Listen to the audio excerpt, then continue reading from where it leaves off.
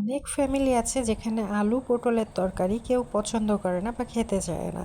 তাদের জন্য আমার আজকের রেসিপি। সবাই খাবে, সবাই পছন্দ করেই খাবে যদি এইভাবে আপনি রান্না করতে পারেন। তো রান্না করার জন্য প্রথমে আমি একটা কড়াইতে পরিমাণ মতো তেল, পেঁয়াজ, কাঁচামরিচ এবং দিয়েছি লবণ, হলুদ গুঁড়ো, মরিচের গুঁড়ো, জিরার গুঁড়ো এবং সামান্য রসুন বাটা। এই যে মশলাগুলো আমি দিয়েছি, এই মশলাগুলো সম্পূর্ণ দেওয়ার চেষ্টা করবেন এবং যদি ঝাল খাওয়ার অভ্যাস থাকে তাহলে তরকারিটাতে একটু ঝাল বেশি দেওয়ার চেষ্টা করবেন। আমার বাসায় যেহেতু বাচ্চারা আছে তাই আমি ঝালটা একটু কমই দিয়েছি।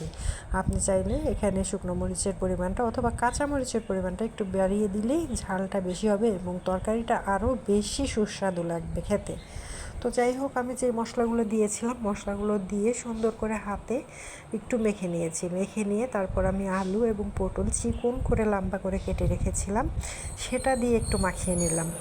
মাখানো শেষ হয়ে গেলে আমি এখানে আমার বাসায় থাকা ছোট মাছগুলো যা ছিল, ছোট মাছ ধরেন ট্যাংরা মাছ ছিল, বেলে মাছ ছিল এবং শিং মাছ ছিল কয়েকটা, এই মাছগুলো সম্পূর্ণ আমি দিয়ে আবারও একটু সুন্দর করে নেড়ে চেড়ে মেখে নিচ্ছি। এমনভাবে মাখাতে হবে যাতে প্রত্যেকটার ভিতরে মশলা সুন্দরভাবে লেগে যায়। তারপর আমি হাতটা ধুয়ে সামান্য একটু পানি এখানে দিয়ে দিচ্ছি। দিয়ে এরপর আমি এটাকে সুন্দর করে ঢাকা দিয়ে কিছুক্ষণের জন্য রান্না করব।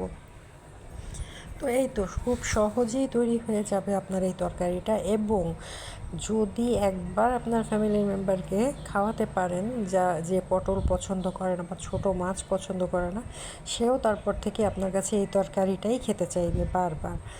তো যাই হোক, এই যে আমার রান্না শেষ, এটা হচ্ছে শেষ লুক। দেখতে যেমন হয়েছে খেতেও খুব মজা হয়েছে।